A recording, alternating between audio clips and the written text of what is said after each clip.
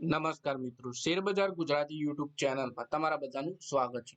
મિત્રો, આજે આપણે એવા 3 આઈટી સેક્ટરના શેર વિશે વાત કરવાના છે જેમાં એક્સપર્ટ અને બ્રોકરેજ હાઉસ આ શેરમાંથી દૂર રહેવાનું જણાવી રહ્યા છે, કેમ કે ટ્રમ્પના જે ટેરિફ અટેક કર્યું છે એના કારણે આ શેરોમાં આપણને ભારે ઘટાડો જોવા મળી શકે છે। તો આ કયા 3 આઈટી સ્ટોક છે અને જો તમારા જોડે આ 3 શેર છે તો તમારે શું કરવું એના વિશેની આપણે તમામ માહિતી ડિટેલમાં જોઈએ।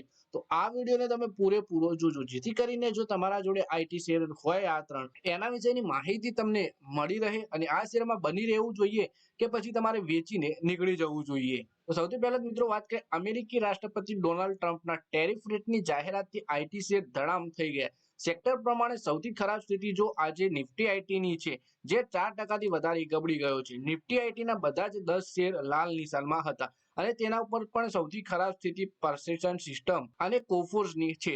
persistent સિસ્ટમના શેર 10% તૂટ્યા તો કોફોર્સના શેર 8% તૂટ્યા। જ્યારે મોટી આઈટી કંપનીઓની વાત કરીએ તો જેમ કે ટીસીએસ, ઇન્ફોસિસ અને વિપ્રો જેવા શેર પણ ટેરિફના વંટોળથી બચી શક્યા નથી અને આમાં પણ 4%નો ઘટાડો આવ્યો છે।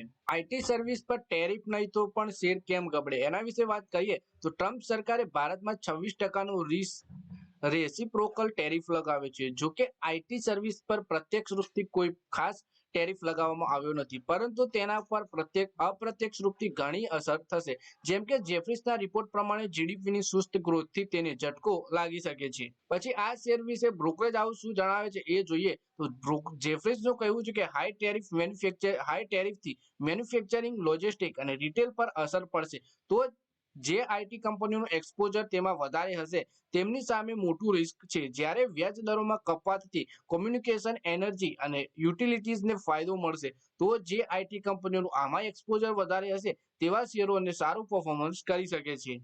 પછી વાત કરીએ મિત્રો, અન્ય એક બ્રોકરેજ હાઉસ જેપી મોર્ગનનું કહેવું છે કે નિફ્ટી આઈટી આ વર્ષે એટલો ઘટ્યો છે કે મોટાભાગની નફાકારક બાબતો જે થઈ શકતી હતી તે લગભગ આ ઘટાડામાં સામેલ થઈ ગઈ છે, એટલે કે હવે વધુ ઘટાડાની કોઈ શક્યતા નથી। આ વર્ષે નિફ્ટી આઈટી 17% અને તેના શેર 12 થી 40% ઘટ્યા છે। જોકે તેમ છતાંય જેપી મોર્ગનનું વલણ સતર્કતા ભર્યું છે। જેપી મોર્ગન કોફોર્સ, ઇન્ફોસિસ અને કેપીઆઈટી ટેક પર દાવ લગાવી રહ્યા છે, પરંતુ આ quarter TCS, Wipro, HCL tech અને ટાટા ટેકથી દૂર રહેવાની સલાહ આપી છે।